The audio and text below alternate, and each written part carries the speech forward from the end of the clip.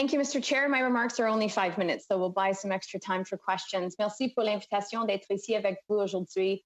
Thank you for the invitation to be here today. And CEO of the Hotel Association of Canada. Today, I'm here on behalf of the Coalition of Hardest Hit Businesses, representing over 100 organizations in the tourism, travel, arts and culture, events and festivals, accommodation and hospitality sectors. A copy of coalition members was sent through to the committee in advance. Because of necessary public health policies, we have seen thousands of festivals, concerts, conventions, Indigenous tourism experiences, fairs, exhibitions, business and sporting events canceled. And unfortunately, no major events are scheduled for this summer or fall. When we are past the third wave, most industries impacted by COVID will revive quickly when the light switch is turned on, ramping up operations the day after restrictions are lifted. But for Canada's tourism, travel, and events sector, our recovery will be more complicated, more like a dimmer switch that will build over the next year. Opening up the international border is complicated. Planning large concerts and conventions in a new COVID world will take time. And today, we have no information on what metrics would lead to a domestic travel restart, to the reopening of the US border, or to welcoming back international vacationers. We don't know how Canadians plan. We don't know how Canada plans to allow vaccinated Canadians to resume travel and what a phased reopening plan would entail. The only thing we do know is that travel is not being recommended by public health officials this summer.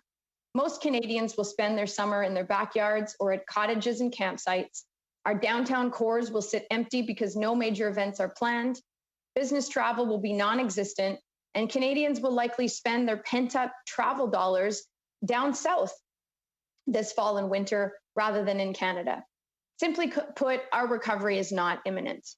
So where does this leave us? The federal budget did make some helpful investments into tourism. We saw marketing dollars and specific funds to bring back our events businesses and other business support programs that may benefit the industry when the pandemic is over. But these investments cannot bring back the summer of 2021, and they will not change the reality that the fall will be our toughest quarter of the pandemic. How could it be worse than 2020? Well, it's because the critical lifelines of our industry, CEWS and CERS, are being aggressively wound down for all sectors equally starting in June. How big a problem is this? Well, according to our survey of coalition members from March, 60% of businesses represented will go out of business without an extension of CEWS and CEWS to the end of 2021. This means that we could lose the critical infrastructure that supports our event businesses in Canada, the unique local attractions that enhance our visitor experience, and the hotels that anchor our travel sector.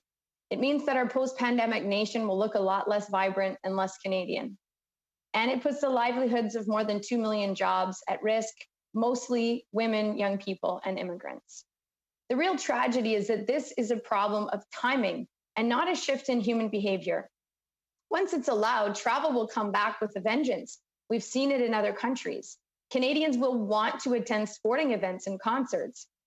They will want to go back to the theater and attend in-person conventions. They can't wait to get married in a big, crowded room full of the people they love.